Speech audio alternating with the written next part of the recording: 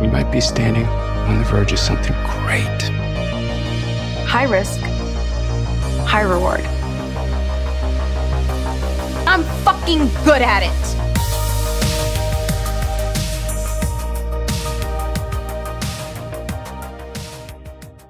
All right, we are here on the official, unofficial industry podcast. I'm joined by Jesse Aaronson and Sena Adjei, and we're here discussing season 4, episode 6, Dear Henry. Best episode of the season. After we analyze this episode, and we have a lot to talk about, we're going to talk to this guy named Max Minghella. Oh, yeah. Max Minghella, he plays Whitney. Oh. This heard of him. This is the first I'm hearing of this. Yeah. This is going to rock. Let's talk through this episode first. Can't wait. And we are here to talk about Industry, season 4, episode 6, Dear Henry. And guys, I have 2 words for you. New audit. New audit. I have 2 more words for you. Best episode. This shit was lit, boy. I actually got a voice memo from Sena during this episode when he watched it. I haven't listened to it yet because I wanted to play this live. I wanted to play this live. This is 2 seasons in a row. I haven't even heard it yet. I'm a little nervous, honestly. It's nothing bad. We're live, boys. Yeah, this is a hot mic Can now. we tape delay this? Yeah, okay. Oh my fucking God. This is it. This is Industry. Oh, I am like without fucking words. Dude, I am like, I'm about to cry. I'm about to throw up. I'm about to shit myself. This is Industry, baby. And it just goes on for 4 hours. It just goes on and on. It was like a 10-minute voice note. It's not 4 hours. I was very excited. I don't want to air dirty laundry on the pod, but I'm like, why didn't that go to the group chat, Sena? I would have liked to have been on the receiving end of that. He wanted to surprise you. Yeah, sorry. I should have said it. This is the best episode of the season so far. It is. It is. Yeah. It is. It 100% is. What did you guys think of Dear Henry? I mean, intrigue, drama, plot, like fucking like it just has everything. Like this is why we watch the show. Yeah. I was thrilled beginning to end. Jesse, what'd you think? I want to say that as kind of a jumping off point, there's such a note of dread from the second this episode opens, from the score, these close-ups, like the looks that Harper and Yaz are giving. There's just like dread throughout the entire episode. And that note carries through for 59 straight minutes. And it doesn't relent. And there's just like, there's new flavors and tones that they're playing with in this episode that really excited me. I thought it was fucking awesome. I want to just say before we start, I'm wearing red because there's a new power in town.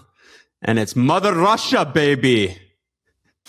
Big time. I'm wearing red because this is what I put on earlier, so I don't want to like align myself with the Schmear camp. I got Ferdinand in the back, and he's just puppeteering me. You know, I'm sorry.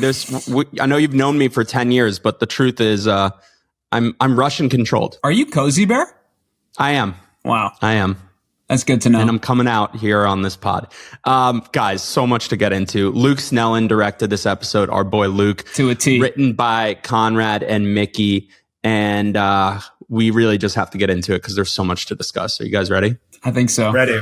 Episode starts with Harper and Yaz at the tender office. And I have been clamoring for this. Some fans have been clamoring for when are these two going to confront each other? And just like that, they're facing off. And this scene was Harper trying to be a good friend. Yeah. She has a conscience now. Yeah, 100%. Season 1 Harper would not have done this shit. Yeah. She's growing. And you've been talking about how she feels like she's on a bit of a treadmill and you're like kind of frustrated by it. This showed like a big jump. And I think it was directly because of her loneliness and her feeling kind of like, you know, isolated last episode. She's like reaching out to one of the only friends that maybe friends that she has. Right. Yeah. Like who's real in her life anymore? And maybe it's not Yasmin either.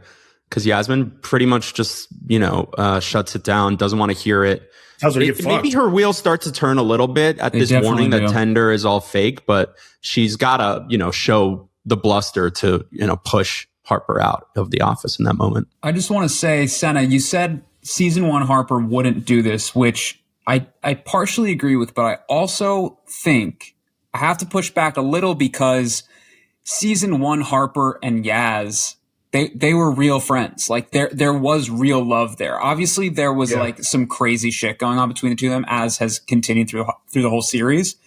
But this to me is that season 1 young grad, the two of them, they're young, hungry, and they're friends. They have this like real bond, and she's going, look, no one is going to tell you the truth. So I'm here to tell you the truth. Please listen to me. I'm not doing this to fuck with you.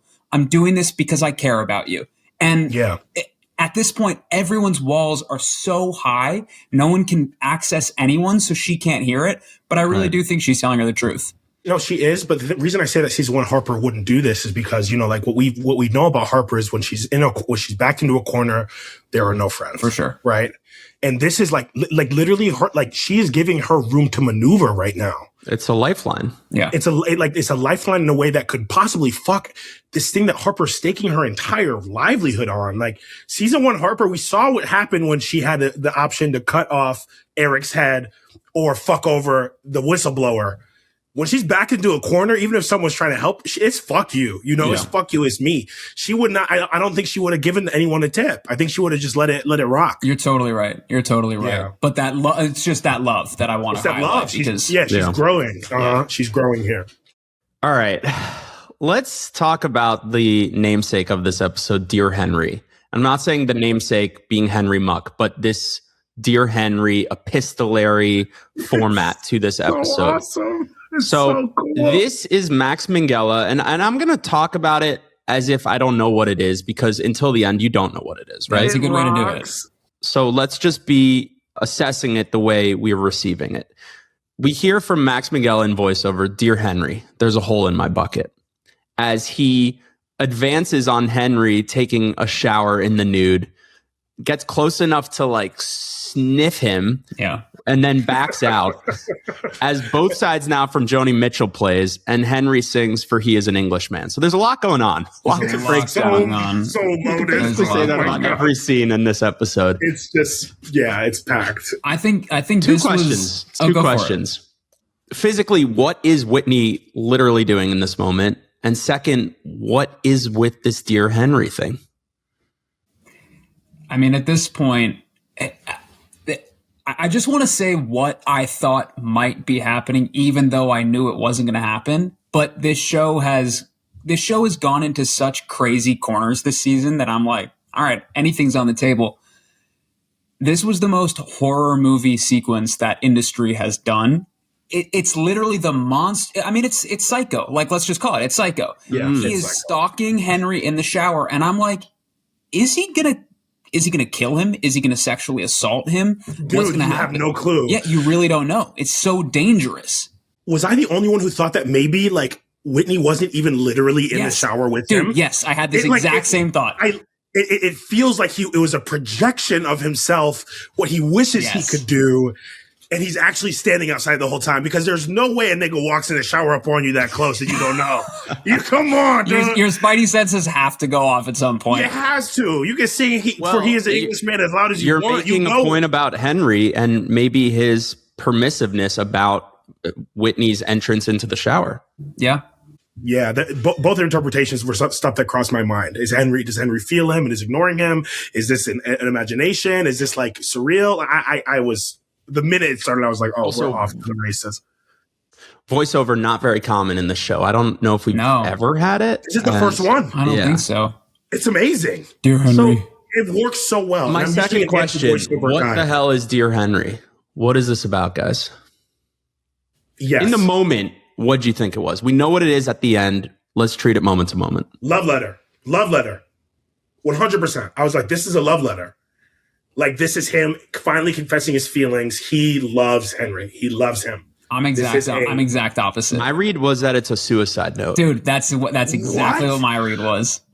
Like, Whitney's hitting the eject on Tender or on Life or whatever, and he's leaving Henry holding the bag, metaphorically, and fucked. That's exactly what Harper tells Yaz he wants anyway. He wants to leave him holding the bag. This is him, imparting some... It's so weird. And I have every Dear Henry written down. Don't you worry. So do I. It's fucking rock. Sometimes it's wisdom. Sometimes it's insecurity. Sometimes it's cones. Sometimes it's it's just like it's Whitney's brain being splayed out in front of you, and this is someone we have so little interiority for, and here we kind of get it with each one. Well, we do, but also it's unreliable narrator. It's him trying on all these different personas that he's been doing all season, because everyone sounds a little bit different, but all of them come from the same kind of psychopathic brain. Yeah. What's so interesting though, before we move on from that moment, is that there we see that Whitney owns Henry in this moment, right? Like, he calls his wife a cunt when she is reasonably upset by him horning in on their private quarters, whether he paid for it or not. It's like, it's very interesting that Henry has his chosen champion now after last episode, after the lorazepam incident. And it's Henry. I mean, it's Whitney. Like, Whitney is the guy. I want to dig into this folk song where Dear Henry comes from. It's called There's a Hole in My Bucket. There's a hole in my bucket, dear Liza, dear Liza. There's a hole in my bucket, dear Liza, a hole. Oh, hell yeah. That's the song. It is. The next line is, then mend it, dear Henry, dear Henry, dear Henry. Then mend it, dear Henry, dear Henry, mend it. This is an 18th century folk song. It's German. It's called Ein Loch ist ein Immer. And it's about circular logic. So the way this folk song goes is that Henry's got the hole in the bucket. Liza says, mend it. Henry needs like the tool to mend it. Liza's like, where's the tool? And it just goes on and on in this, loop of hypocrisy and issue. And it's fun for kids, but if you dig into the song, I guess what it's really about is like, I don't know, how cyclical life is and how no one can solve life's problems. And it just goes on in this like absurdist loop. Yeah. Was that this the read? Is fucking amazing. Yeah. Of course. I wasn't even hip to that. That's an incredible pull. Awesome. We got a lot of pulls coming. I drank a lot of coffee today. Okay, let's run it. All right. We'll come back to Dear Henry. So I have my strengths, but I also have my weaknesses. And one of them is double negatives. And I need someone to help translate this Henry-Yaz interaction at Tender. I got the gist. Henry says to her, I think you want me out of control because that's how you're necessary. Yes. And this word necessary, it really sets alarm bells going off for Yasmin. But what's he saying to her in this scene? I couldn't follow a little bit. This is Yaz confronting Henry about what Harper shared with her. What is Henry really telling Yaz back?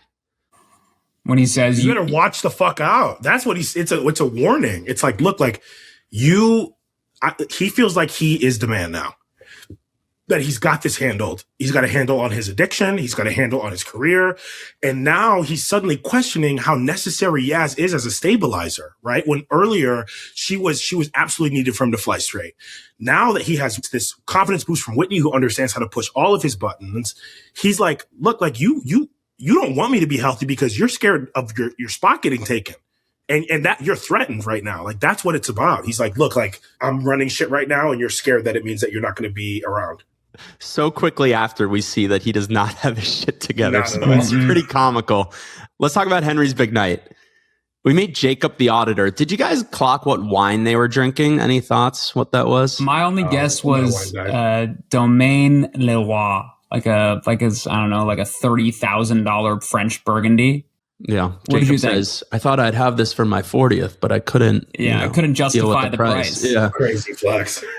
What did you think it was? Did you have any guesses? Was it called Chateau Margaux? That's a very famous fancy wine. Yeah. I don't know. They kind of concealed it. Like, I don't know, maybe they didn't get the clearance from the vineyard. But the delicate red font looks like this wine. It's expensive. Yeah, it's obviously like probably $15,000. We'll have to get an answer obviously, from... Whitney's not going to drink that. Of course not. That's not what Whitney does. Of course not. He's a little touchy with Jacob. That's kind of his thing. Very touchy. Henry clocks this. Henry and Yaz are both starting to see they're so fucking in denial Whitney's about tricks. this. Yeah. But Henry looks and he's so uncomfortable as he sees Whitney like currying favor and stroking the hand of Jacob. It's terrifying. He's like, is this happening to me? Is this fucking movie about us? He's like, yeah, exactly. What the fuck? Exactly. Yeah. Kit Harington all season, but especially in this episode, like makes so many goofy doofus faces so well. Yeah. And I was really reminded of 7 Days in Hell, like in his comedy chops. But man, like when he tries the wine, he's like, that was pretty good wine. No, dude, I'm sorry. We can't gloss over that moment. He's like in fucking pain when he's drinking that wine because he knows how good it is. And he's like his whole facade is cracking. He's looking at Whitney. An alcoholic. Yeah. Also, there's an incredible look from Max Minghella towards Kit in that moment. As he sips. Whitney goes, I got you hook, line, and sinker, motherfucker. Got him. Which is, I think that's more what Henry and Yaz are talking about, is that Whitney has got Henry in his fucking pocket. Owns him. And Henry has no idea how deep in his pocket he is. And then it's right to the gay techno club, because why not, right? Mm-hmm. Shit is lit. Dear Henry, here we have another one. You have to be the person who makes the other feel safe in the fullest expression of who they really are. That's bisexual lighting. Hey, basically turns into an updated version of Cruising, boys. The Pacino movie. This one's for the Foley artists. This one's for the Foley artists. I got it coming, Jesse. Macaroni and cheese, stirring up the pot. Come on, let's give him a hand. At the glory hole. Okay, I'm talking about the glory hole. I need to know the logistics of this glory hole. That is a cinder block wall. How deep did they cut that hole? How did I actually wondered, like, how big is Kit Harington's erect penis? Pause, dude. No, but like, is it barely making it through the glory hole? Is it like fully going? It's just the tip, brother. Podcast, man. Tip's all you need. Podcast, bro. You need to chill out. How many inches has he got? How many centimeters, as they say? Everyone from the show that could possibly watch this is going to be. Hey, I have turning this off from Jesse. I knew you'd bring up the Foley artists, so I wanna just take a moment for them. I got their names here. Yeah, thank you. Please. Oh, nice. No, I want you to make a sound effect on each one. I'm saluting while you do it. Jamie Talbot, Meltem Bytok, Louise Brown, Gareth Reese-Jones. Thank you, Foley artists. This is a squad. You, Foley artists. Yes. Not my president. Everybody wants you. You're worth everything. Oh my God. What Whitney says to Muck. I know this was dark, but this was a very, very intimate moment. I was like very like allured by it. I was like, wow, totally. Like, that is so like sexy. I was like, yeah. And then the credits. Yeah. That's so cheeky to hold them till now. We get the latest credit drop and the best credit drop of the series. Dude, it's the best. That industry over. I literally almost stood up and applauded. I was like, this is it. I was like, this is industry.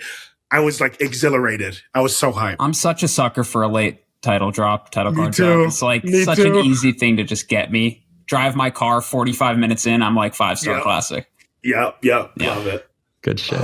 Let's talk about the morning after by the Thames. We've got Whitney and Muck sitting, I'm guessing like 5 a.m. What are we calling that time? Yeah, it's like 5 a.m. Yeah, it's 5 a.m. Mm-hmm. It's that hour where there are people that are commuting to their real jobs, but you're coming home from the club and you're just like, holy shit, my life is fucked. But also, I'm so happy to be here, you know? Yeah, love this interaction from Whitney. I never believed in suicide. My mother attempted it. My father wailed on her relentlessly. Why does everything from your life sound like a bad novel? That's a pretty good kit. I'm not going to lie. It was fucking incredible. Before, you guys were saying that Whitney had Muck in his crosshairs, full control of him. And this is Muck kind of fighting back and using the class card and totally shutting down Whitney. And it blasts a hole in him the size of the sun. Right. The most unruffled character is like, oh shit. Yeah, it's like, damn, it's levels to this shit for real. Like, that's how he feels. Yeah, this really goes back to a conversation we were having a couple episodes ago, I think for episode 4, about the purity of Henry Muck. And he says to him, you know, character fraud is fine as long as your heart's in the right place. And he's kind of saying, I don't think your heart's in the right place. And Whitney has no fucking clue how to digest this information. He's like so lost in this moment. Well, you know, I disagree. I thought that was the moment where Muck was saying, look, I know this might be kind of bullshit. Just don't fuck me, please. You know, like it felt like, for me, it felt like an entreaties of like, I kind of get it. The game is the game. Just don't fuck me. You know, like, just like. I read it like, you're a loser, Whitney. Like, You're always going to be a loser. Well, don't worry, man. I have plenty of middle class friends. Muck will make it out. Whitney might not. Yeah. That's a good read. And then the next Dear Henry. Dear Henry, what if I don't contain multitudes? And we are going to dig into Whitney in a little bit. Oof, man. Can't wait. Let's talk about Harper's speech at the Women in Economics event. Alpha. Incredible. Here's what I liked about it, and then I'll give you guys the floor. I didn't want a redo of the Henry, like, flubbing it and then finding his footing. Like, I kind of wanted her to just crush it. And not only did she crush it, but it was so matter of fact. And I appreciate it wasn't like the climax of the episode. Like, this is one of the many mini climaxes of the episode. And it's just Harper going through her business. What'd you guys think of her speech? Smooth, flubless, like, just crushed it. It reminded me again, this is not the first time I'm going to bring up this playwright, but it was Shakespearean. It was like a soliloquy, especially when she gets to the end and, you know, she's talking about like Enron and insolvency. She's making all these allusions. And then there's that incredible cut. She says a line that I'm like, I wish I could sell this. She's like, our bear case is now our base case. And I was like, it's Mars, Harper, yes. Dang, nigga, I was hype as hell. It is never if, but when. Yeah. But when. Yeah. And when is now. I was like, Anraj is there. Anraj shows up just random. They just sprinkled him in. Yasmin's in the crowd. Yeah, I loved that you can feel... They did a really good job of shooting it. You can feel the energy start to raise in the room. Yeah. People are running in, typing. I'm like, oh, this is moving the needle. And Nathan McKay's score is just like relentless. In this scene. Yes, it's amazing. Dude, it's amazing. Let's take a quick second to talk about, well, I mean, we don't need to take a whole lot of, but like this whole episode he does like some Dark Knight stuff in the beginning when Harper threatens to call security on, when Yaz threatens to call security on Harper. It's like it's like Mad Max meets fucking Hans Zimmer, Inception. It's the distortion is great. It's beautiful. And this is like intercut with Yasmin now freaking out, calling Henry, and the reveal that he's got this like he's got one sex worker with I don't want to get into trouble. He's got a smaller size sex worker, and then a fucking Venus of Willendorf size sex worker comes in stage left. You said I'm not going to go there, and then you say, he says I'm between things right now. Well, he is. He is between a couple things right now. That's a lot of loving for Mr. Muck. And if he's not off the fucking wagon, he is now. Yeah. Another Dear Henry. Dear Henry, to he who has everything more will be given, but whoever does not have, even what they do have, will be taken away. And this, I feel like, is kind of what I said earlier, which is that Whitney, no matter how hard he works, no matter how much smarter he is than Henry, he is just, on at home base if Henry's at third stealing home right now. Yeah. Yeah. It's that easy. And how we establish Whitney on this plane is really good. It was actually one of my favorite cuts of the season. Harper says at the end of her speech, the Emperor is naked and afraid. And immediately we cut to Max on the PJ.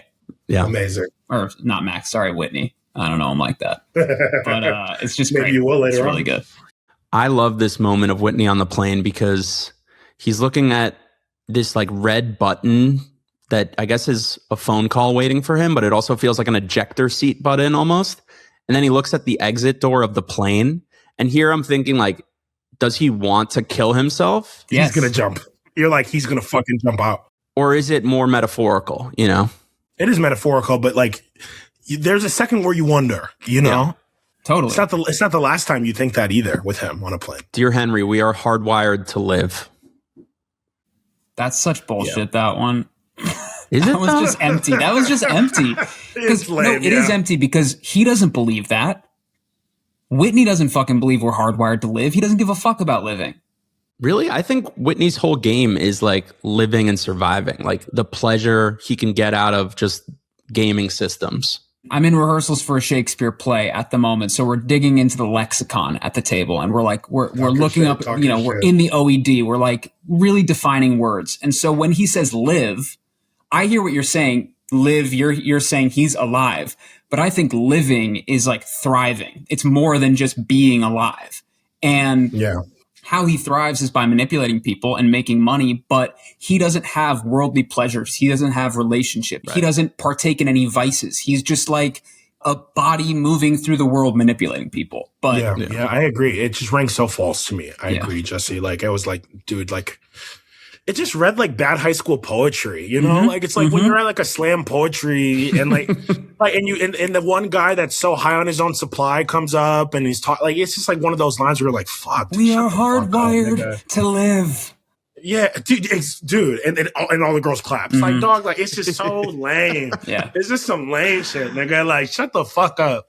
In this same Dear Henry couplet, he also goes, Dear Henry, I'm a pathological optimist. So that's like in the same, all three in a row. And that one's fucking bullshit too. He's not a pathological optimist. You guys are too mean on Whitney. That's my guy.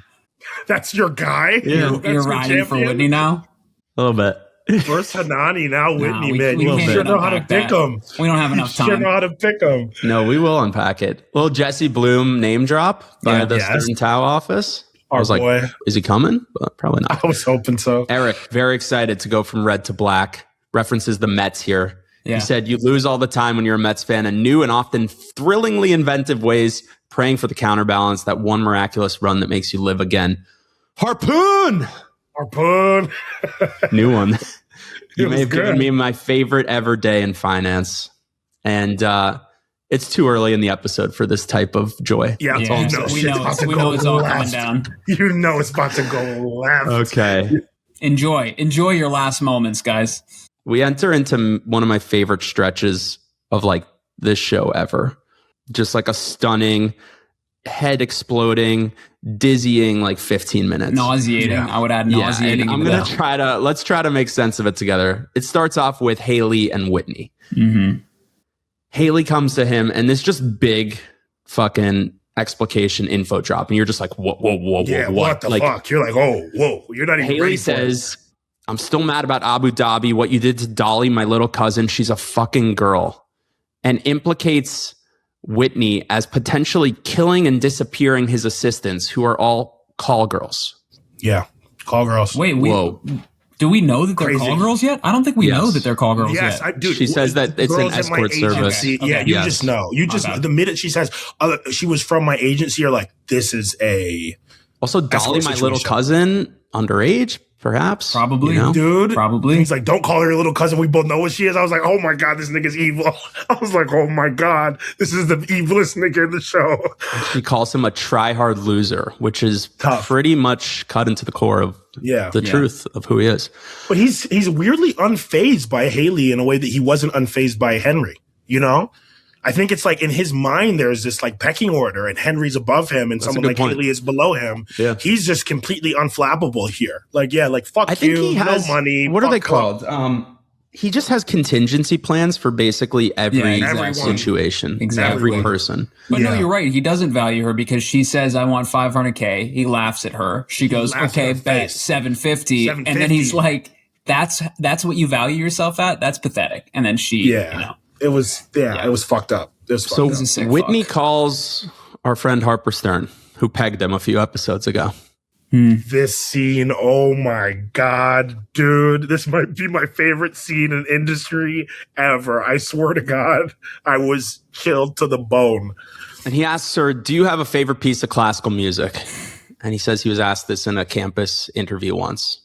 Harper says, it must be exhausting knowing you can be undone by one single question. And we heard this from Sweet Pea last episode about Tony Day. How does it feel to be the second most exhausted person at Tender? Lying is exhausting. Like, I can't believe, my God, the energy that Whitney must keep up every day to keep his house of cards, you know, from falling apart. Yeah, intact. Especially because the nigga doesn't drink or do anything fun. It's like how he's just white knuckling life in a way that's horrifying. He plugs himself into the wall every night. And he has to. Yeah, he hooks himself up to the electrical grid. There's no other way for him to do it. And all you're thinking throughout this entire episode is these lies are going to catch up with him at some point. It has to. There has to be retribution. There has to be justice in the world. There has to be something fucking coming for this guy. I don't think we see it, but all I'm thinking is like, please smite him. Do something. There's something divine in the world. Drop a fucking piano on his head. I don't care. Dude, an anvil like an Acme cartoon. Like, drop it on him. He opens his mouth. His teeth are piano keys now. He wipes them away. Please. You want this guy to get fucked so bad. Flatten him by a steamroller and then pump him up. Sorry, I'm getting a little goofy now. You're speaking to just how much of a fucking cockroach he is and what a survivor he is. Completely. You like this guy, Gabriel. I do. You fuck with him. Fascinating. He is fascinating. Compelling. You fuck with him too heavy. No, you can't deny it. I'm sure you're doing psychological acrobatics to convince yourself you're a normal case. Whitney, you are a construction. He says, I've read the studies. Solomon Asch, the Milgram experiment. Did you guys look these up? Yeah. No, I didn't. Sena. It just washed over. I was just letting it wash over me. I watched this episode twice. So I was These like, are two oh my God. psychological experiments that relate to identity construction. And peer pressure. Solomon Asch is about conformity. Yeah. In that he proved that people will willingly give a wrong answer just to avoid standing apart from the group. Social pressure bends perception is the thesis. The Milgram experiment is ordinary people who were giving what they thought were electrical shocks to prisoners because an authority figure told them to, not because it was real or anything. And that, I think, is about, I guess, getting rid of any personal moral imperative when authority's telling you what to do.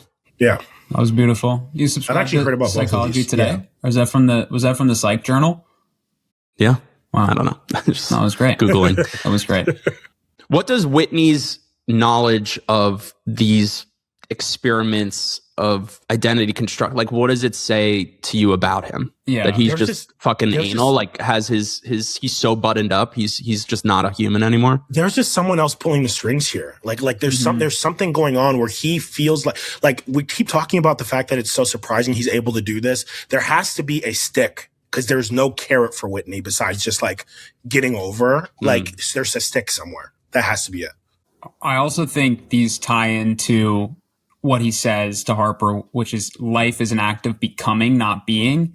And GF, we've been talking about this entire time. He's a survivalist. He's willing to bend, break, change, Frankenstein himself into whatever construction he needs to in the world to get ahead. And he's willing to, he's just willing to change himself. He's willing to do anything. He doesn't have a true construction. He doesn't have a heart, like Henry's saying. Yeah. So we get a flash of a Lithuanian passport. Now I have two options for you guys here. And a bunch of cash. One, is he like just a Lithuanian nobody? I thought he was Lithuanian. I thought that's what it was. Who came to the States, who got into Stanford in some way, and has just been leeching intelligence and social skills and everything from every person at every level. That was absolutely Jonah, my read. Tender, Muck, like, is that, and he's just a little Lithuanian nobody? Or is this a forged document? I think he's Lithuanian. In the moment, it felt, I was like, oh God, he's an immigrant. That explains everything. Like, he's not even fucking American. Even that's a construction, right? Like, he is from a small village.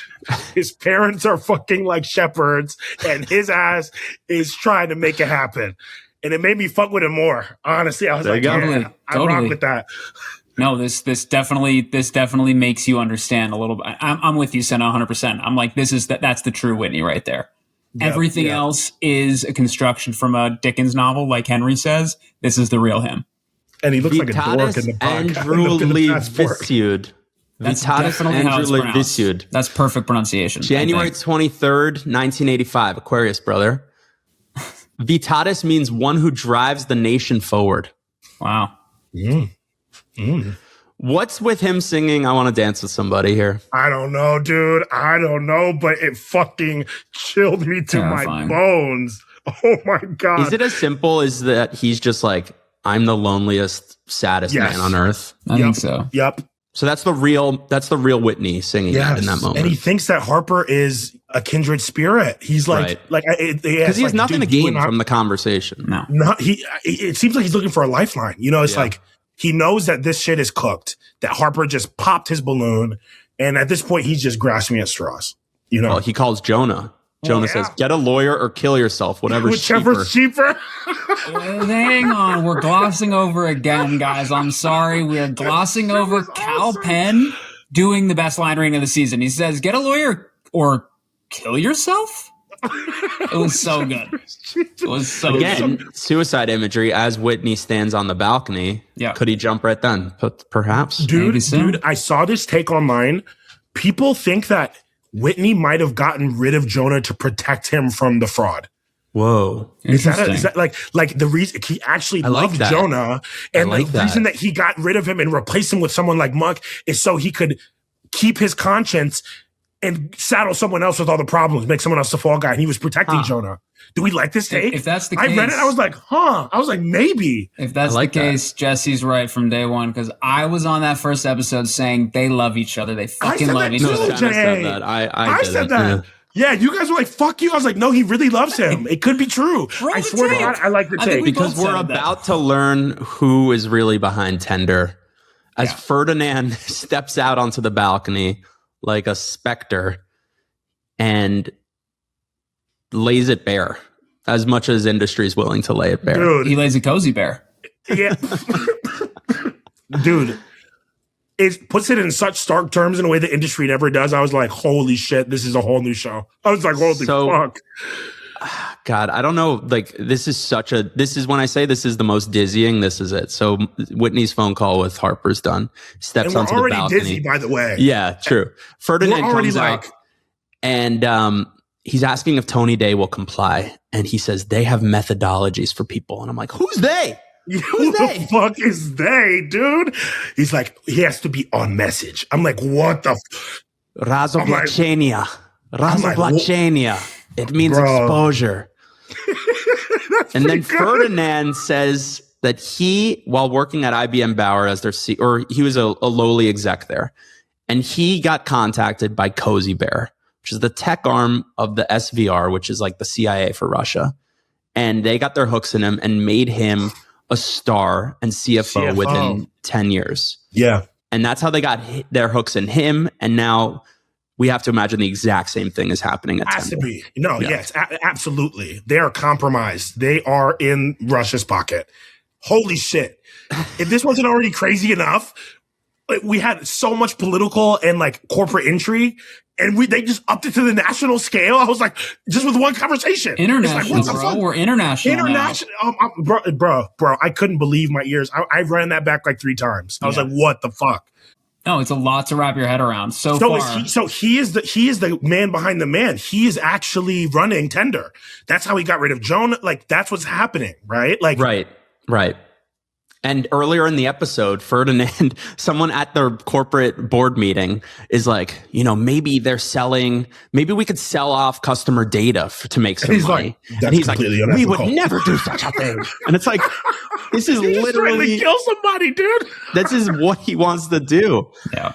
Oh my God, Jesse, you're very quiet. What'd you think of all this? Somebody. No, I mean, this whole stretch of the episode, and we're not even done with it, is just like information. Are we halfway even at this point? Paradigm shift information. Fucking Ferdinand's point. Like, it's a lot to drink in. I mean, we all watched it multiple times. And what we have to do is just give Max Minghella so much credit. He is the axis on which this entire episode spins, and he's crushing it every single time. Conversation with Haley, Harper, Jonah, Russian intrigue, and he's just playing it all so, like, there's so much torment behind his eyes as he's straight facing these conversations in a way that's like it makes you want to rewatch the whole fucking season because he's been a pawn the entire time. It's crazy. What's a lie? What's the truth? Is he preserving Jonah, as Jesse just suggested? Is like, it's crazy. Yeah. Sena suggested. I don't want to take credit for Sena suggestions. Dear Henry, is it ever? Oh, sorry, Sena, that was yours, or was Twitter's, but that you found, and that's you. Dear Henry, is it ever a surprise we seek control when we are always at the mercy of forces much larger than ourselves? Perfect transition for the next scene, which might be the most nauseating. I got to do a name drop here. Don't laugh at me, Sena. I asked Conrad about Whitney. Fuck you! You're such a bitch. You're talking about Conrad K, one of the co-creators of Industry. Don't do that on the pod, dude. No, I am. Don't do that on the pod. I was watching this with my girlfriend, and this episode we were just stunned, and Don't bother them. We debated so long, like, what the fuck is Whitney's truth? And I said to him, I'm going to read our conversation. No, dude. What? You don't want me to do it? I don't think you should. No, keep it. It's interesting. Yeah. Okay. My girlfriend and I have been debating Whitney's origin story for the past hour. We're wondering if he had a loving childhood but wanted a Zuckerberg sense of belonging, and not being able to get that led him to do what he did. And now we know he's fucking controlled by state forces. Yeah. Or no loving childhood, perhaps an orphan, learned to survive by adopting other personalities. He has the kind of sociopathy that I assign to someone that had a perfect middle class upbringing. Conrad said a lot of that thinking is there. Yes, definitely had loving parents, and the mimic thing is correct. Called it. I'm like, don't want to show too much because it's more interesting when it's less explained. It is. And then he said episode 6 is one of his favorite episodes. So it's the best episode of the season. Good. It's the best episode of the season. Dude, this is like that kind of like relentless, like insatiable desire for upward mobility that only comes from someone that had it pretty good. You know, it's like those motherfuckers are the ones you got to watch out for, man. Like he had a loving home life, and he just somewhere maybe in it's there. on my mind because I just saw Wuthering Heights and didn't like it. But Saltburn, remember they go to his house and his parents are pretty chill. Yep. Pretty normal. Being an exacting cunt is usually pretty good evidence that you don't have much to complain about. That's from the beginning of this episode. Jesse, we got to talk about your boy Eric Tao. Do we have to? God.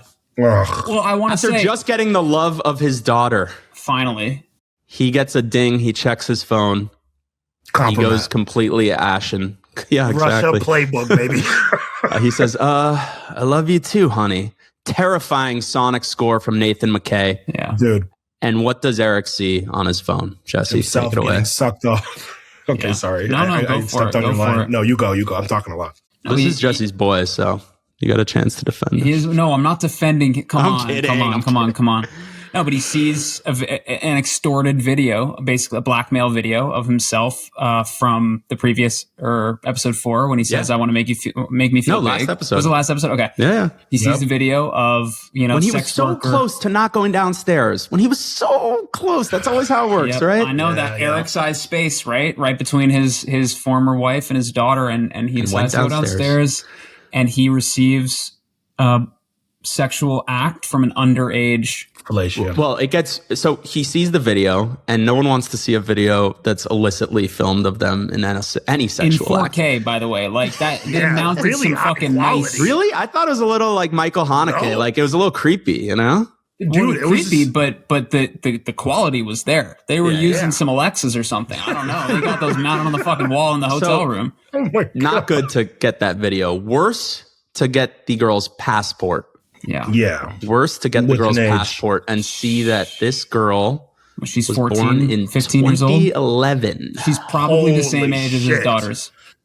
Holy shit, dude. Yeah. So talk about a paradigm shift. Does Eric know her age? No, definitely not. There is no way he thinks that this he's disgusting. Does he know her age? No. Does he see that she's young as fuck and make her call him daddy? Yes, that did happen. Yeah.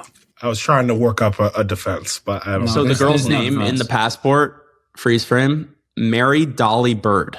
Dolly Bird is a term for the groupies of rock stars in the 60s. So like Mick Jagger, Eric Clapton, Jimmy Page, they all had Dolly Birds. Jimmy Page, for example, dated a 14-year-old, and that was just fucking normal back then.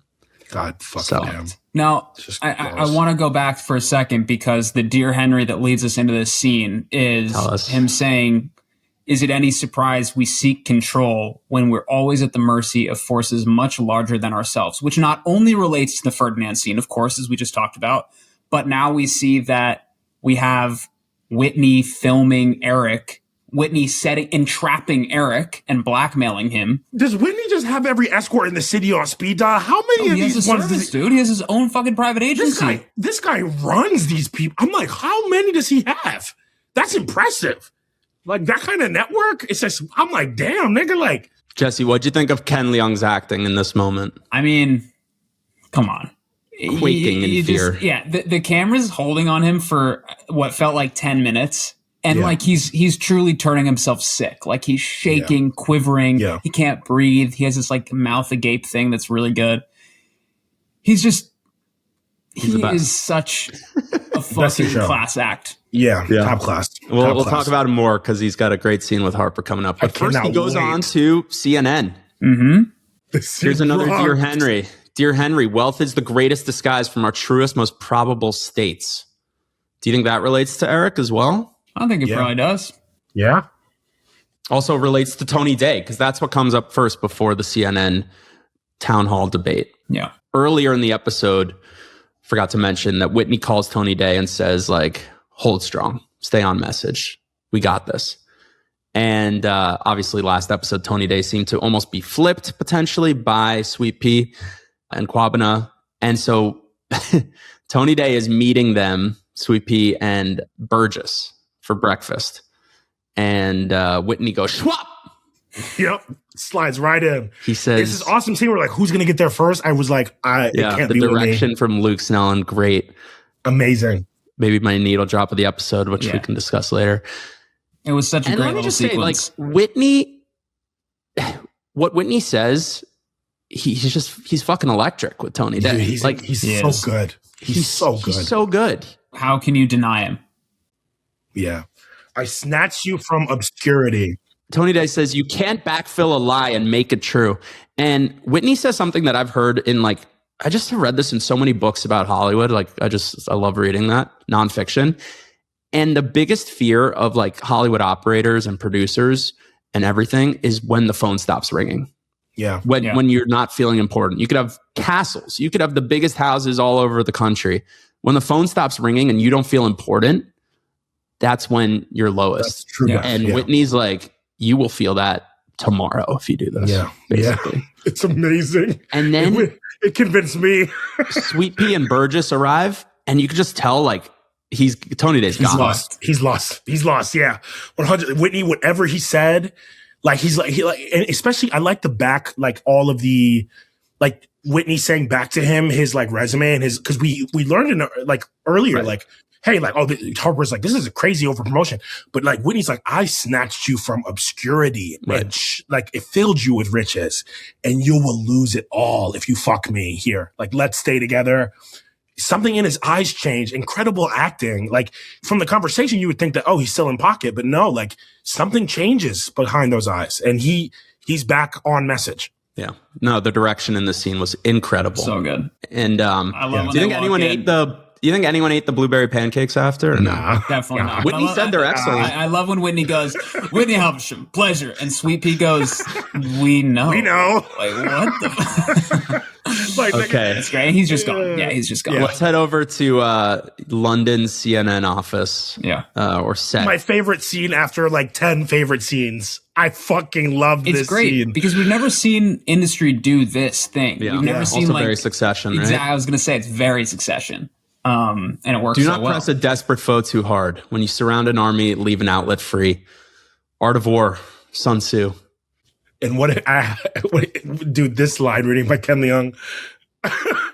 What does he say? He's like, I can go through you. Yeah, what if the outlet I use is through you? Through you. I was like, oh my God. I was like, let's fucking go. I don't know. Can you be more desperate than just having this compromat against you with you and a minor? Dude, Probably not. You can't. What's crazy is that like, this is when I was like, Eric is back. Like the Eric that Harper's been asking for right here. He could have cowed. He could have bowed out. No, I'm going to run it through your face. I was like, this is the game I love. So Whitney and Eric are battling on stage on live TV. And then, I don't know, like... Eric's whooping his ass at first. Yeah, and then this was a real, like, WWE wrestling move where, like, from the top rope, again, out of nowhere, it's Tony Day. Tag team. All of a sudden, we got a tag team cage match. Shit. Yeah, it just hits Eric across the head with a chair. Yeah. Pins him down. 1, 2, Whitney's 3, look at him down is for the amazing. count. The dark heart of Africa. Like, what is he talking about? Dude, I was rolling my eyes. I'm like, this motherfucker, this rat. I'm like, dog. Yeah. It was a great twist because, you know, even if it's bad for like the good team, it's just like the counter move that just, if you're a viewer and you're here for entertainment, you're like, oh shit. You know? Oh yeah, damn. Yeah. Yeah. I was yelling at the screen at this point. Sweet Pea 100% should have told Harper. It was such a bad mistake. What is wrong with So her? stupid. She should was have, so she should annoyed have by told that. him. She should have told her that Whitney was at that breakfast. Harper could have figured it out. We just Yeah, devoted 60 minutes to talking about how great Sweet Pea is and how amazing it is and her trip to Accra and all this, like, all these So new dumb. moves that she's making. And then she makes a giant fucking freshman Dude, error. what was she thinking? Like, you So tell stupid. the quarterback when there's a blitz possibly coming. What the fuck is wrong with you? Like, yeah. I don't want to get into it too much, but like, I don't know. Did Sweet Pea think it wasn't going to be a problem? Like Harper, I think she you thought she call had the it. big guns when shit like this goes down. Call Big Mama, man. Like, no, Yeah. she just thought she had it. She thought she had it under control. Like, it was She did not. overconfidence. No, she didn't. They got fucking. But the thing is, Eric rallies. Eric rallies with his ending, and like in a way that I was words. impressed by. New audit. No audit, boy. The score. Yeah, man. What I loved about that monologue is is him just like throwing down the gauntlet, like, hey, like, whatever you could possibly say about me, I'm worse. But these niggas are fraudulent. I'm like, yeah, like, it's like this weird, like, moral reshifting of the scales. He's moving the Overton window in the conversation. That's really impressive. He's just a great operator. You know, like, I love the character. I mean, I don't want to, I'm not getting into the end of the episode here, but to me, this feels like Eric's kind of final. His last stand. This is his, this Swan is all song. he has left. This is his final breaths, and he's going to use them to say, I'm bad, but please do the right thing. And it's so good. Really well said. So, quick scene between Yasmin and Haley.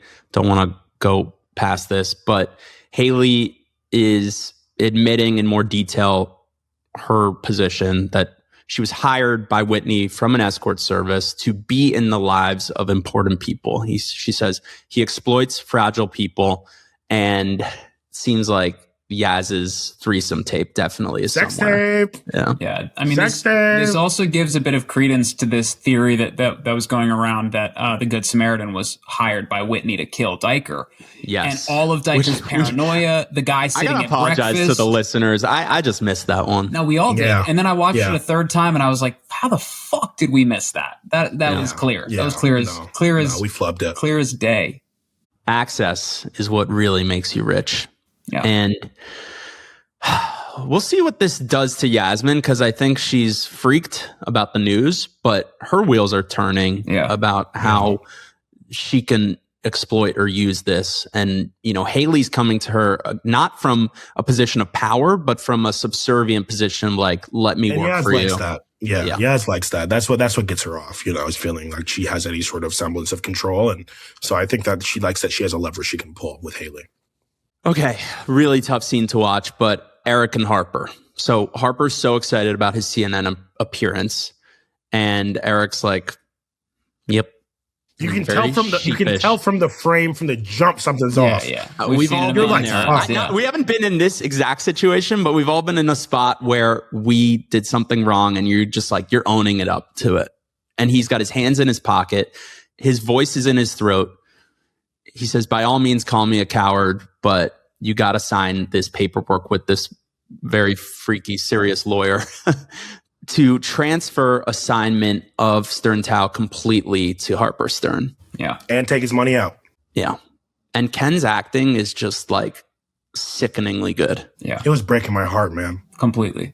It struck me as a little bit ironic that this line he says, "I want you to make me feel big," to the sex worker is the thing that takes him down to the smallest fucking man on the planet. He is so tiny in this scene. Crazy pull. He's like, he is truly a shell. He's hollowed the fuck He looks like out. he's 120 pounds. Like he makes himself tiny. And I know, Jesse, you've talked about his acting and how, like, you know, he can change his body to feel big and scary or tiny, like, and he's just the same size each time.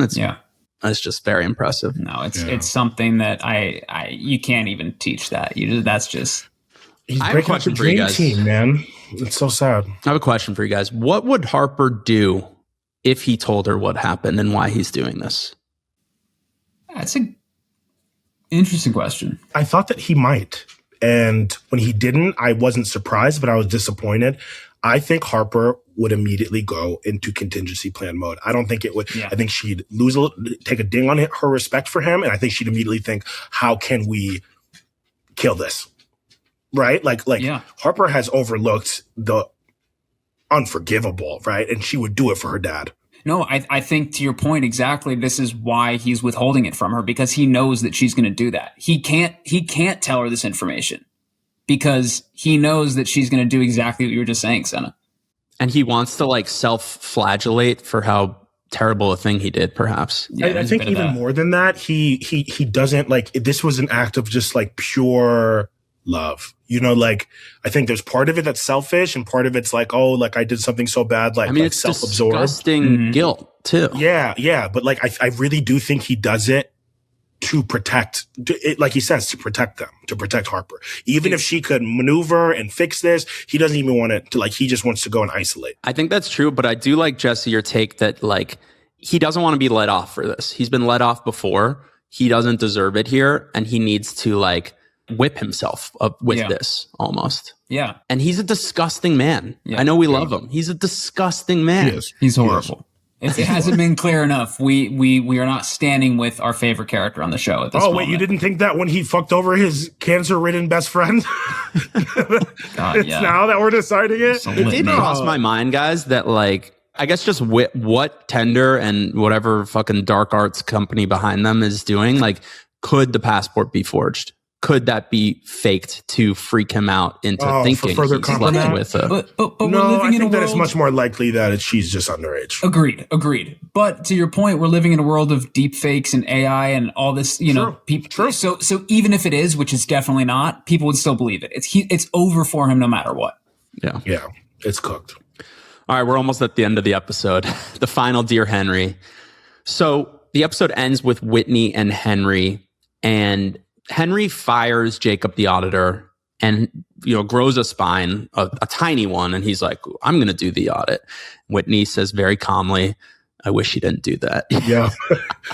And Whitney, we talk about his contingencies. He's so fully prepared for this moment and has the full Dear Henry. And now we learn what Dear Henry is. And it's this letter that says, you are so fucked. I've got a gun to your head. Bitch, and you're mine. You better act right. Yeah. I got a leash. I got a collar around your neck, and I'm walking you like a dog. Yeah. So Whitney goes into the elevator, switches his SIM card, speaks some Russian code and some numbers. What was that? I didn't even know, dude. I had no idea. I was like, what the fuck is going on? I was like, we just went Mach 5, and dude, he's like, is he going to nuke the world? Agent? Yeah, is he what's going on? Are we at Mission Impossible? I swear to God, it's Mission Impossible shit. It's Philip Seymour Hoffman. I would love that. I would love that. At this point, you don't know what these niggas are going to do. Industry is if you knew from season 1 that we'd end up here, you wouldn't believe it. You wouldn't believe it. Episode ends with Eric walking down the street as the credits roll. Is he seemingly done? To go home. Is he gone? Both sides now from Joni Mitchell's is playing. He's gone. I'm sorry. That's it for him. I was about to cry. I was like, is that no more Ken Leung in Industry? It's that's it. This is his show. I was like, what the fuck? That's his goodbye. I'm like, damn. I hope I'm wrong. I don't think I'm wrong. Oh my God. But that is Conrad and Mickey going we're sparing the rest of the indignity because shit's about to get really fucking dark for him. So let's have him walk down this tree-lined street, free, hands in his pockets, both sides now playing because this is the last moment of peace he's ever going to have in his life. It made me so sad. I was like, fuck. He's going to prison, right? He's fucking going to prison. No. I think he's darker. He's escaped it. Yeah, I think because he's got out now, they're going to leave him alone. But I think he just lives in obscurity for the rest of his life with his, girlfriend. Can I get a little song analysis, a little dissect here? Both sides now from Joni Mitchell. Jesse, what do you think that's really saying? I mean, the song's talking about I've looked at life from both sides now, right? That's the lyric, and I think this goes into what I was just saying, which is that he has had the good life. He's been at the top. And it fucked him. He said in the CNN thing, I'm all impulse. All I've done is fucking money my whole life. And it's fucked him and it's ruined him. It's ruined his life. It's ruined his family. It's ruined his only relationship with his sort of faux daughter, Harper.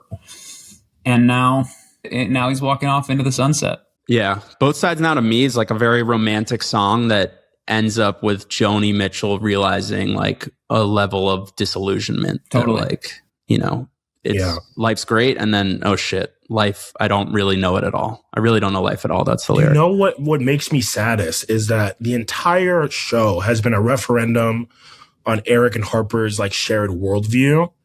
And the conclusion is that it doesn't get better. Like there's no way to do it. Like there's no half measure. You're either in it and you're terrible, or you're out of it and it's not much better. Right? Like that's it. And like that makes me sad. Like I was hoping that he'd find a way out, like find a way through, but it's nothing. You know, there's nothing there. He's done too much. He's done too much. Nothing. The thing is nothing. We're on a ghost ship. Steam on the mirror. Let's take a little break, and when we come back, we will do stock up, stock down, and then we're gonna talk to a special guest. This world will own you if you don't harden up. All right, we're back. Stock up. What do you guys got? I mean, stock's at this moment a bit up for Whitney still. Whitney's still riding high. Yeah, I mean, like, I get like Whitney's the only Stern Tao. I mean, but no, like, everyone's having a bad. I mean, Stern. Yeah, no more Stern. Tao. you know whose stock is still probably up? Quabana's probably still having a great time somewhere. Yeah. Quabana's probably having a good time somewhere. I got stock up children's folk songs. Yeah. I like that. You know, can we get a little Farmer in the Dell episode maybe next? Stock up Ferdinand Schwarzwald. Yeah. Russia. Russia's is up so high right now. Stock is up for TikTokers who are talking about the shabu shabu at the hotel bar. I'm thinking, you know, guys, look, if No Notes goes well enough, think about it. In a year's time, season 5 of Industry, they might be saying, I heard the No Notes guys were talking about Chan Wook. That's why we love you. Good. That's why we love you. Plug. You hear that? You hear that, MNK? Just give me a writer's credit if that happens. Nah, dude. I just want to be at a bar while someone yells at each other in the background with Gabriel. I'll fly to London for that. 100%. Stock down, obviously Eric, but I also have Henry and Yaz. Yeah. Tough scene for the marriage. Way down. Any other stock down for you guys? No. But I want to say Henry and his like salmon tender sweatshirt has toothpaste stains on it. But it had toothpaste. Yeah. I love that. Such a good detail. He's such a mess. But he still looks so good. Needle drop of the episode. It's the Joni. Yeah, it's Joni, I think. Yo, you love that classical joint. I do. The Hungarian Rhapsody 2 and C sharp minor by Franz Liszt. Yeah, that was very like, who was that? Who, like, it seemed like the camera work from Luke, like he almost like sped it up because it was like hyper real. And it was like, you know, you hear this like with like Dance of the Bumblebee or something, or in the Hall of the Mountain King, you know, like, you know, it's kind of like that to really like crank up the tension. The sequence would have been really good with yakety sax under it too. I think maybe a recut could have had a. Hell no, nigga. No chance. Best aphorism, I have 2. What do you guys got? I think You Can't Backfill a Lie was a great one. Yeah. I think it was the Sun Tzu quote for me. From Eric. It's just another Farrago of bullshit. I'm going to start saying that. I like that one. And this one from Haley. Only God can judge me and he doesn't exist. That one's good too. Awesome. That one was good too. That was cool. That one's good too. Most Britishism. Not many Britishisms this one. There were a few. What's your favorite? Here's what I'll say anytime I get called out for drinking, which I don't, but I'm going to say I've repaired my relationship with alcohol. That's not even a Britishism. That's just the textbook alcoholic line. I don't know. The way Muck said it felt very British to me. I've repaired my relationship with alcohol. Another thing that's kind of intangibly British that Muck does. This isn't really a Britishism, but when he sees Whitney stalking him in the shower, he turns around and he goes, "Just a minute, old boy." Just a minute, old boy. No, that was great, but that's also a little bit of, I think, Muck cutting Whitney down to size. Oh, for sure. You know? Whitney is not an old boy. It's sarcastic, you know? It's what he would say to his mates at Eton or boarding school. He's like, what the fuck are you doing in my shower? Right. No, he's a little here to sodomize me. I don't know. He likes it. No, Britishism singing for "He is an Englishman" and while you shower unironically with your full throat. Gilbert and Sullivan in the shower. That's every day, boys. That's the most Britishism. I got the most Britishism for this episode. Which is when Whitney the Mets says line. The Mets line is great. Well, no, I'm not going to get into that. But Whitney says to Haley, "I'm finding it. I'm finding it. I'm finding it. I'm finding it. I'm finding it." Whitney says to Haley, he calls England a piss wet history project of a fucking island. Yeah, that shit was tough. That shit what was they tough. teach you in Lithuanian elementary school. Exactly. Guys, we got to go because we're about to go talk to the guy who plays Whitney, Max Minghella. Oh, yeah. Can't wait. We'll be right back. Excited. We're under siege. We ride together. We die together. All right. Well, this is the official, unofficial industry podcast, and we are joined by Max Minghella, who plays Whitney. Yeah. Max, you are here to discuss season 4, episode 6, Dear Henry. And how are you doing today? I'm good. I'm good. It's great to be here. We are so excited to chat with you. Let's get started. I just want to get off to the races. I want to just respect your time here. It's so clear that your character, Whitney, is a bullshitter, but you as an actor, how much of what he's selling is not bullshit for you? Like, where's the line? Look, he's kind of an endless mystery, even to me as the actor playing him. But, you know, the joy of playing Whitney is that he has this kind of bravado and self-confidence and hyper-articulation that I completely don't possess, as you'll find out in the course of this interview. It was really fun to sort of embody those traits, even though they're often sort of coming from a pretty dark place. Yeah, I actually, just like jumping right off of that question, I think that, you know, as an actor, there's this trope, you know, you have to have empathy for your character. You have to you know, you really have to find the heart of your character. But like on this podcast, we've been like, Whitney's a psychopath, Whitney's the Terminator, Whitney's in a skin suit. So like, what was your way in for the empathy of this character? That's a really good question. When I first started talking to Mickey and Con about it, my only sort of hesitancy was that I found it so hard to connect to him, you know, and but ultimately I think anybody would. You know, normally when you're you know, you're saying something as an actor, you go through these sort of 3 stages, and the first one is like, I'm nothing like this character, and then it's like, well, maybe I am kind of like this character, and 3, fuck, I'm just sort of playing a version of myself. And on this, that's not really the case, right? There's very, very little overlap between me and Whitney. But what was really helpful was that I felt a deep connection to Henry. I felt like Henry felt a lot like me, in good ways and bad. And I found him extremely relatable. Especially we're talking about Dear Henry. This episode is very much about that relationship, and I found it was a real way in for me with the character was that he felt this connection to Henry Mark. That's awesome. That answers our next question, which is just how much does Whitney genuinely care about Henry, and how much is he using him? I've gone back and forth on that. When I watched the show, I question it more than when I played it. You know, I think a lot of it I did play authentically, but then when you watch things, it's interesting how they feel. Right. And I definitely tried to be hyper present when I was playing Whitney. I tried to not premeditate any of my performance and to try and learn the dialogue as well as I could so that I could sort of really kind of black out during the scenes and just let anything happen. And so watching the show is a real discovery process for me. I don't really remember or know what I did. So when I'm watching it, I'm going like, oh, interesting. That's how that feels. That's right. When you add the Nathan McKay score and when you edit it. I saw you say that when in Henry's pump-up speech in episode 4, you were doing it out of love, and then they cut it, and you're like, this is hella Machiavellian. And totally. I mean, that's the example that sticks out in my head. Yeah.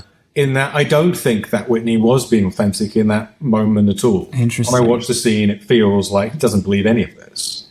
Yeah. But at the same time, I think, you know, there's so much joy in the blurred lines of this character, and it's so many things about this that were a gift. So this is coming out with the episode Dear Henry coming out. And I just got to ask, like, what the fuck is up with Dear Henry as a mode of communication? Because let's be honest, it's a little odd. So I'm curious why Whitney, you think, feels the need to write and rewrite like that and communicate in that style. I wish I had a great answer for this. I don't have a great answer for it, other than I think everything he does is sort of tactful in some way, and whether there's something in it that subconsciously triggers some kind of sense of Henry's history or legacy or something like that. I don't know. But I imagine there is a Machiavellian tactic underlying it. Whitney's much smarter than I am, so I can't answer that question. It's interesting because I get the sense you're saying that, you kind of try to live it as in the moment as possible. You get all the dialogue down so you can just play it right in the moment. But I get the sense that Whitney is like almost like an AI processor. Like he receives information and then immediately spits it back the exact way that he thinks that person needs. So like you're saying, you're playing to Henry's grandiosity in class and all this history, and that really comes through. This isn't a question. I'm just telling you that really comes through. It's just the writing. I mean, it's like you become a sort of vessel for this extraordinary writing, and you guys know. I know you guys have covered the show for a long time. You know, how talented Mickey and Conrad are, and it's a once in a lifetime opportunity to get to play a character like this and get to play something so complicated and these layers and this much language. I mean, that is really unique, and I've never had that gift before. Yeah, we're so glad to see you here. You've been I think my favorite addition to the show. I want to talk about identity specifically because it's what fascinated me the most about this character in this episode. So Henry's handed his identity by way of inheritance, but Whitney has to build his, right? But they're both shitty people. But we still find ourselves rooting for Whitney more. What does that say about us? What is that? How do you feel about that? Do you root for Whitney too in a twisted kind of way? I know you said you empathize with Henry more. Look, that's amazing. But I mean, look, if you can find any humanity in Whitney, that's great, and we certainly tried to find some. But I don't. I find Henry much more empathetic. I'm constantly defending Whitney. Gabriel's a huge fan of your character. I am fascinated by him. I really like him. It is something, again, look, in the same way that I had fun playing him, I think there's something aspirational about that kind of self-confidence, right? Yeah. His impatience for sensitivity is something that's entertaining, Yeah, 100%. So he's a great creation, and that's all Mickey and Con. They do an amazing job with this character. Were you a fan of the show before they gave you the proverbial call? It was weird. It's all of my closest friends' favorite show. They're like religious. Nice. So when I got the call about this, I think it was another thing I was terrified of. It's like, oh, fuck, all of my friends are going to watch this. I was conscious of the fact that, look, Robert is a beloved character and he's not going to be on the show anymore. And suddenly you've got all these weird new American people showing up. And I was like, this is really different. And it was very much, Mickey and Con's intention to make this almost like a reboot of the show. Right. Shake shit up. Yep. Yeah. Yep. It is very different. And so I felt tremendous pressure in that in a way it's never crossed my mind before the project of like, oh God, like what are my friends going to think? I mean, we were talking about Jamie. We watched Jamie before. Jamie does not watch anything. Even he was like, you got to check out Industry. I was like, fuck. Those who know. So I binged it basically over Christmas break, before I first talked to Mickey and Con about it. And I think the first time we spoke, I just finished like the final episode of season 4. That's a hell of a jump on point. I was really like, I was in industry brain. Yeah. So I'm sure you've heard this before, but Whitney feels very Ripley-esque, and your father, Anthony Minghella, directed The Talented Mr. Ripley. I'm not breaking any news to you, but I'm curious how you feel about that parallel and if that film and character was a touch point for you. And if it wasn't, we'd love to know about that too. No, I mean, look, I think that's a movie that's very meaningful to me. Obviously, it's a movie I think is very meaningful to Mickey and Con. And so I think that there's definitely allusions to what I would describe as a Ripley-esque story. That's an archetypal kind of dynamic, right? It's one that I'm constantly drawn to and that we see recurring in different narrative forms, but it's always very relatable to people. The idea of not feeling good enough, wanting to be another person, to varying degrees. And so I think that was definitely something that was sort of in their mind and sort of the narrative construction. But I think in terms of the character itself, that was really kind of an amazing collaboration and sort of ongoing conversation leading up to the shoot of. Yeah. Well, for me, like whether it's The Talented Mr. Ripley or the books, you start off and you say Ripley is a sociopath and scares the shit out of me. And then you're kind of rooting for him to get away with things because he is an underdog. And that is my Whitney love. Like, I just know that he's an underdog in this world. And, all these characters, Muck, Yasmin, they're so shitty. They have so many faults. And to see Whitney play them like a fiddle, it's pretty exciting. Like it's kind of like, hell yeah. Yeah. You're like, what can he get away with? Like, how can he click his little eyes and assess a situation and win? And so I'm just fascinated by him. Yeah, no, he's a fascinating character, and I've never, played a character this dense, and it just meant every day was so much fun, and it provided so many opportunities for like peeling of an onion. Like I would read the scene once, and by the 17th time, you find so many little nuggets and new discoveries and different ways to play things. And so, again, testament to the writing. And then you get to work with, actors like Kit and Marisa, and they are so extraordinary, and they just make, they make you look so much better than you are. They're fantastic. It's an amazing cast. Yeah, we love them. All this coming from a guy who also has Sorkin on his resume. So you balled with the big boys before. There's no doubt about that. We're very lucky. I am wondering if there were any sort of, you're reading your scene 17 times, like you say in your trailer. Were there any sort of like on-set adjustments, pitches that you made, backstory for Whitney, anything that you were like, this has to be in there? I mean, I would say that there were, I definitely tried to bring ideas to the table. I think that I tried to find humor as much as I can. I think that's sort of like my priority often as an actor is to try and find ways to find. I know I'm not talking about sort of physical comedy. I'm talking about just finding ways to. I feel like life is dynamic, right?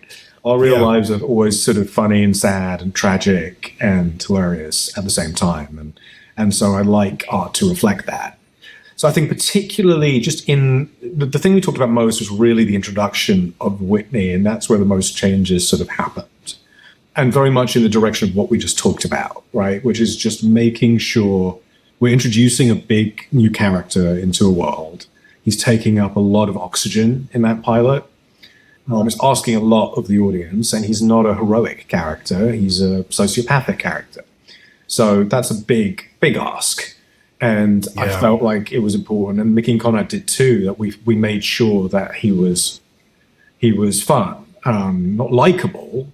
He never needed to be likable. I was never a priority for any of us, but that he needed to be hopefully entertaining in some way and not too self-serious. I think that was the thing that was really important to me. Nice. I think definitely not too self-serious when we see the scene between you and Mahala that episode. I think that immediately everyone was entertained thoroughly.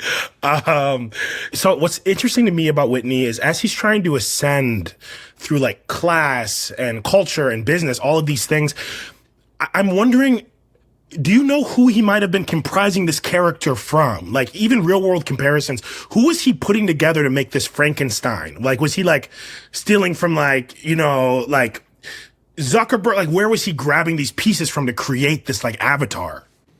I think from the people around him. I think there's even pieces of Jonah in it. Yeah. Mm-hmm. I can see a lot of that, Whitley. They come across very differently now. But they both have this bravado thing. They both have this confidence, man. Yeah, they really do. They sort of believe in their own ideas and they have conviction in those ideas. And, there's a kind of broiness to Whitney that I can't imagine is authentic. Do you know what I mean? So I think he's sort of piecing together parts of his his life experience and sort of figuring out what works and then plucking from it. He's clearly, like, language is a big thing. Like, it feels like sentences and vocabulary. If you think about Whitney's reality, we don't know exactly what his reality is, but we know it's so far away from who he's become. And so I feel like all of his verbiage has been stolen. So, Max, our page is called No Notes, and we always ask, what's a no notes perfect movie? So I want an answer from you, Max, but also what you think Whitney's no notes movie would be. Yeah, I think Whitney's like a big, like, Heat guy, probably. You said Heat? Yeah, You're talking to the right people. It's the populist choice. It's like no one would be mad at him. Yeah, I think Whitney would be a big Heat guy for actually those reasons too. That's safe. It's a safe choice to say. Yeah, he knows that's a safe answer. Perfect movies. There are many, many, I think, perfect movies. I just watched one the other day and I was like, wow, I don't have any notes on that. I should look at it. I should look at my letterbox. I follow you on Letterboxd, yeah. Wow. I always think of this as a really boring answer. I do think In the Mood for Love is a perfect movie. It's a great one. It is. It is. My favorite movie is easily Beverly Hills Cop. Nice. That is a movie I've seen the most time. I'll tell you what movie I just rewatched and is I did not expect that. Is there's a Preston Sturges thing called The Lady Eve. Oh my God. Nice. I just went to see again and I was sort of just like my mouth was just sort of moment for moment. It's sort of 11 out of 10. Yeah. Nice. So that would be my answer. That's a great answer. Preston Sturges, I think one of the greatest to ever do it. Yeah. Okay, jumping off that question a little bit. There's this moment in episode 6, I think is maybe the scariest moment in the season, when you're kind of whisper singing, I want to dance with somebody to Harper on the phone. Dude, chills. And it got me thinking, I'm like, okay, so Whitney didn't strike me as a musical guy before this, but now I know he at least listens to some music. So what is Whitney listening to? What's his pump up playlist? You're on these 7-hour flights back and forth from Accra to London. What's in the AirPods? Oh, that's a really good question. I mean, I can't tell. I mean, to me, look, I love that scene so much. I'm happy you mentioned it. I was so excited when I read that on the script. It was so good. Thrilling scene. It was so good. It was just this sort of a big wink and triple entendre. You know, it's sort of multiple things happening. You know, his name is obviously Whitney is probably not his real name. Hinting at that to Harper in a playful way. Halbertstram is a literary reference to American Psycho. Patrick Bateman listens to Whitney Houston. It feels like actually the artist he cares the most about in an earnest way in that novel.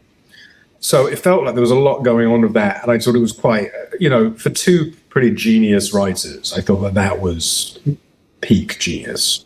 There's so much meta shit going on here. Like, our read is that he's actually kind of being honest and straightforward, that he wants to dance with somebody. He is so exhausted. He's so lonely.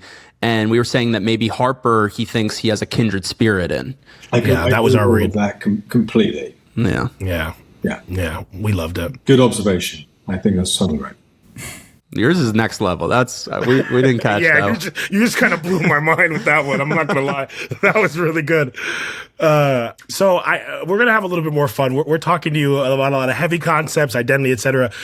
What I want to know is, swap your character in The Social Network with Whitney. How does that movie change? And how badly would Whitney fuck over Mark Zuckerberg? Oh, Whitney in The Social Network? Yes, drop him in The Social Network. Yeah, I think they'd be in trouble, probably. That'd be an interesting.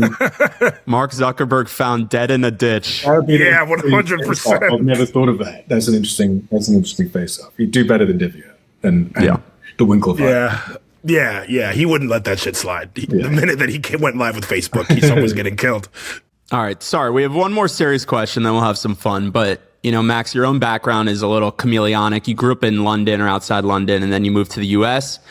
And I'm curious to you, what does industry get right about identity, specifically like this Britain versus America divide? And who you're born with versus the story you learn to tell. We kind of talked about it earlier, but... Great fucking question. I mean... Yeah. How do you feel about it? Because you are the emblem of that, kind of. Yeah. It's a part of what I love so much about the show is obviously you just described my background as true. This is a cultural conflict that I'm constantly fascinated by. preoccupied with, and the show shares that preoccupation.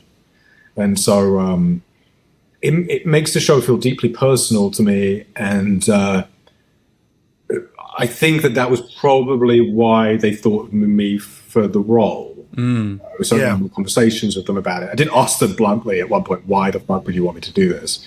And I think that was their answer, essentially, is that they felt like I had a sort of opaque history and complex history and something that was hard to easily classify, and that felt very overlappy with fucking brilliant.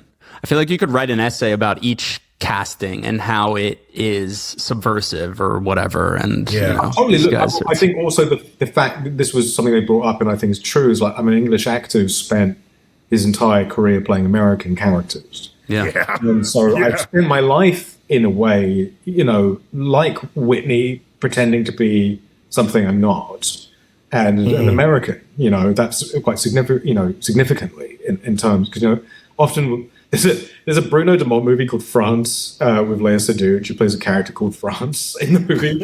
And I often thought to myself during this season of Industry that I was playing America in a way. Nice. Yeah. Nice. Hell yeah. Yeah. So there was something interesting. God, what does that say about us? Yeah. I read in an article that it's like Industry kind of has a come to death row kind of feel to it. Like they cast people against type. They'll create this weird like meta like Ouroboros feel around characters, and so it really felt like when you joined the cast, Sally it was Draper's that same an feel. escort now. Yeah, dude. It's like, dude, fuck. It's like she did fucking incredible. fucking amazing. Yeah. We've devoted many tens of minutes over a season. Could have been 20s. They all did amazing, and again, like Kit Harington's performance this season is just staggering. So good. He's unreal. He's batting 1,000. Mm-hmm. Yeah. He's unreal.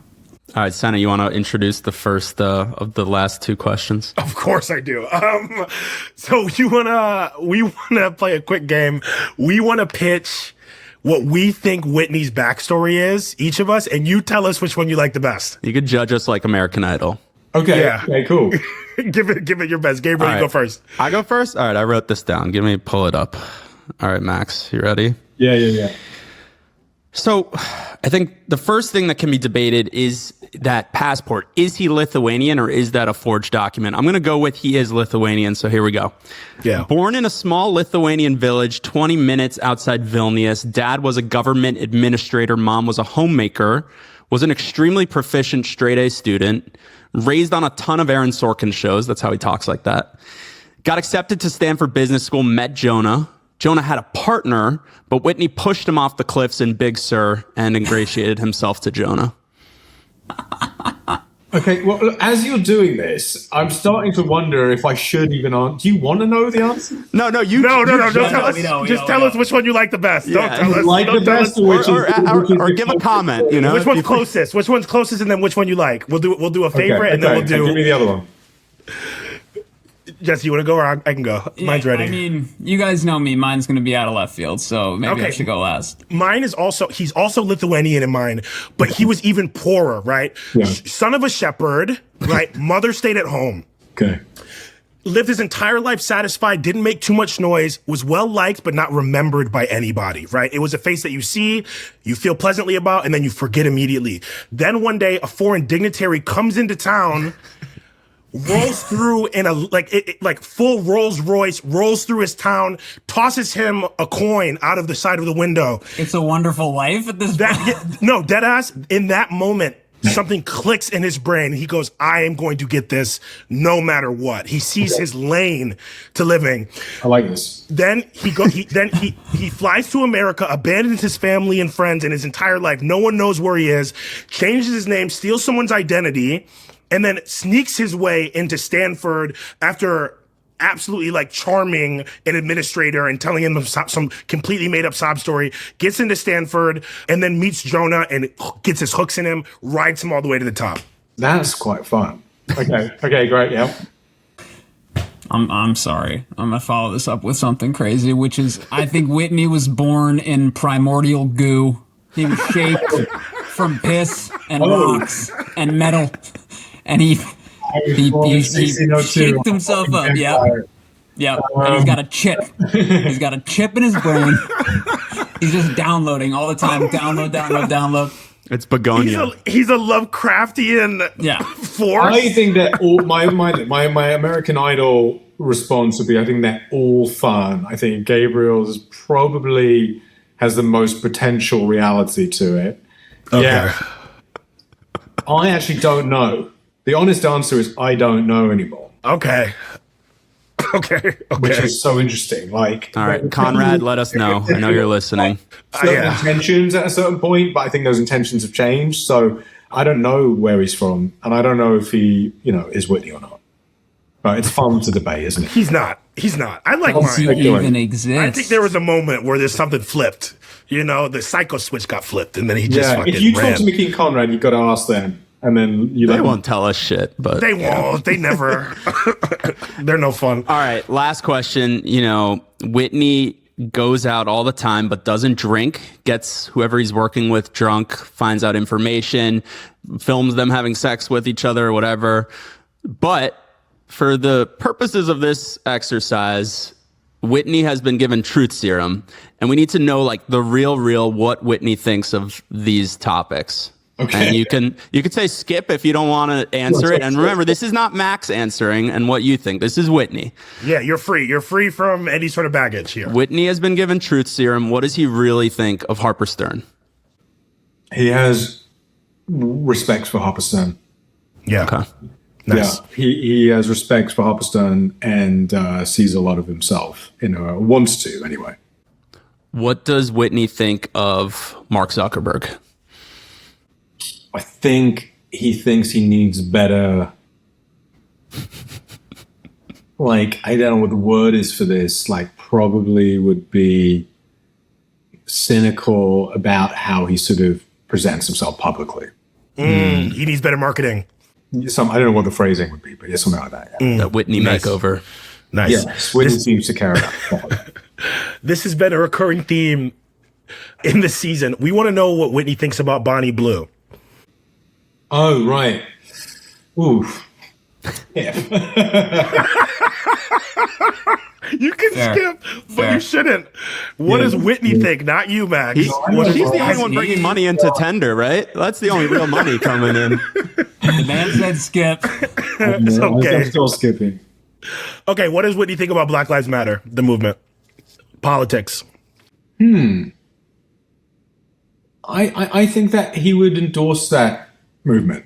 Genuinely. I agree. I think it's in vogue too. I think he would just go with the way that but I think even in his authentic self, even beyond what he would publicly, insist on, I think that I don't think this is a person without any kind of moral center or perspective. He's just ruthless in a way that's pretty unrelatable to most human beings.